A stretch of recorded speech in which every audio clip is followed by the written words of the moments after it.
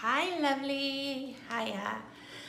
Okay, so I'm Jerry, and I hope you're really well today. And I am a guide, a mentor, coach, guiding old souls, creators, heart-centered beings, empath sensitives to creating lives they not only love but just adore. You know, living their fullest potential and joy. And I have a book recommendation for you. It was actually Dr. Joe Vitale that recommended this the other day, and it just came in perfect timing, really, for me. I don't know about you, but did COVID and all of the last 2 years, you know, did that change you in terms of your views on humanity? I know it did for me, to be honest, for lots of different reasons, and it wasn't a positive change. And then I discovered this book, and I'm over the moon with it. I feel like crying. It's had that much of an impact on me, and I'm only like probably 2 chapters or something in. But this quotation is from right at the beginning. Anton Chekhov said this: "Man will become better when you show him what he's like." Now, I used to be a flippin' TV producer, and I know what TV is like. I know what the media is like. And it's one of the things that he talks about in this book, how, you know, this is a very basic sentence, but, you know, the media only report the flippin' negative things. And, you know, they're not interested in the good stuff, and there's a lot of good stuff happening, you know, and it's so important that we focus on it all, not that we, you know, bury our heads in the sands like an ostrich and pretend the bad is not there, because it, you know, you can't have good without bad. It's all happening, but, you know, we're bombarded with all that negative stuff, and it just, I was going to say it makes me angry. It doesn't. It upsets me, you know? Yeah. So anyway, here's the book. Humankind, A Hopeful History. Can you see that? Humankind. I'm just loving it. I'm just loving it. I never read the book Lord of the Flies. And he talks about that at the beginning of the book. I know that because I'm only at the beginning of the book myself. And about how, like, as I said, I never read that book.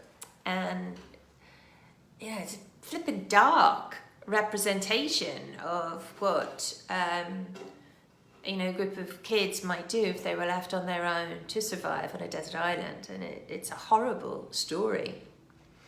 And what's interesting is that apparently the guy who wrote it had Nazi leanings, and he was a bit of a dark character himself. So this great guy, Rutger Bregman, the author, actually went out. He really wanted to, like, you know, create a scenario where children were left on their own and you could see what happens. But, you know, obviously no one is going to give him a load of children and bung them on a flippin' desert island. He couldn't do that. But then with all his research, because this is the beautiful thing about focus, if you're focused on proving something or an outcome or whatever. I remember years ago in Hawaii when they wanted to ban people from swimming with dolphins. That was their intent. And I remember at a meeting standing up once, you know, the researchers were there and everything.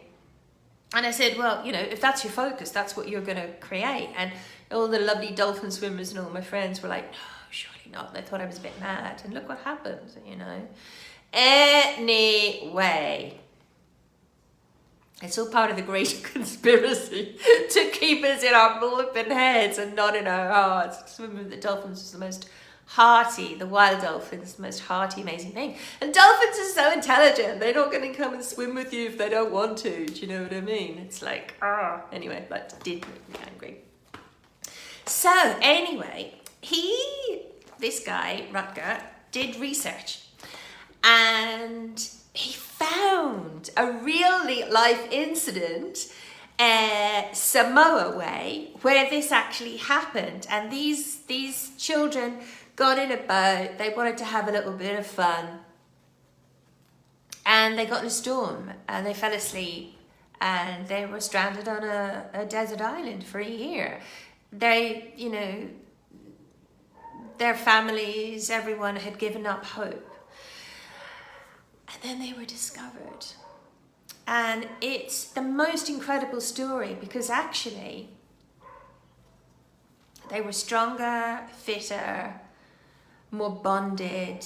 You know, they had created amazing things on this island. So it wasn't at all like the Lord of the Flies story. It's a beautiful story. And as I said, I'm on chapter like 2 or something. And it's just so good for my heart. And my heart, you know, I think I might have said on the last few lives that I haven't specified what the details are because I can't speak it. But I've had many curveballs in the last few weeks and tough times, you know.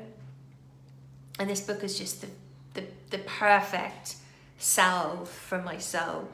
And I also, I thought I was going to a talk on like money and investing yesterday, and I ended up at a Yes Group meeting with 3 amazing speakers, and one of the speakers was a guy called Peter Sage, and I forgot to ask him if Sage is his real surname because it's a pretty cool surname for a speaker, but he was amazing. The other 2 speakers were incredible as well, but he was amazing. And I remember one of the things he said, and it's, you know, this has kind of been keeping me afloat recently because I've learned so much in the last few weeks, and I nearly went into a hole of I need to, because I'm not into protocol, but I want to be respectful as well. And I was like, what's the kind of right protocol for grieving? You know, I remember in Ireland when I was growing up and stuff, you know, everyone dressed in black, and you know, you weren't allowed to have music on, the curtains were closed for a certain amount of time. It was all very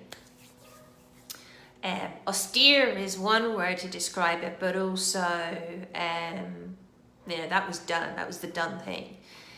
So a part of me thought that because I had an experience of grief of losing someone, and I had thought of, you know, shutting the office and you know, taking a few weeks off. And one thing led to another, and that didn't happen, thank God, because my life purpose is saving my life, like showing up here and, you know, doing my work, running my business is just so good for my heart. I love it, you know, and that's why I always say to people, you know, that, yeah, knowing and living your purpose is one of the most important things. Anyway, many tangents, but what I wanted to say was that this guy yesterday, Peter Sage, shared, you know, who's had something horrible happen to them recently or in the last few months or whatever. And they were like, yeah, everyone's like, yeah. And he said, so have you ever had an experience where something horrible happened and then like 6 months or a year later you go, oh my God, that was like the best thing that ever happened to me. It changed me so much, etc., etc. And he said, so why wait that long? Why not go, oh, okay, how can this change me? Or what could I have done different or whatever? So that you get the learning then and there, and you don't have to wait, you know, 6 months or a year of your life. And I really loved that. There was loads, a gazillion gold nuggets. I looked at pages of notes. I've got to read them yet. So anyway, if you need a soothing balm for your soul, if you need a good book, then take a look at this, because I'm just blown away by it, and it was divine timing for me. All right, I love you loads. If you have anything in the area of health or energy levels, fitness, you know, that you need to address, maybe anxiety, stress, insomnia, IBS, they're all the areas I used to specialize in when I was a healer back kind of 10ish, 20 years ago or something. Then let me know, DM me, because I've got something for you. Something wow for you. involving the superconscious and the MM method, to create not only incredible vibrant health and vitality, but actually also to create an incredible life you love. You know, who doesn't want one of those? So thank you for being here. Thank you for watching, and I love you so much. Bye now.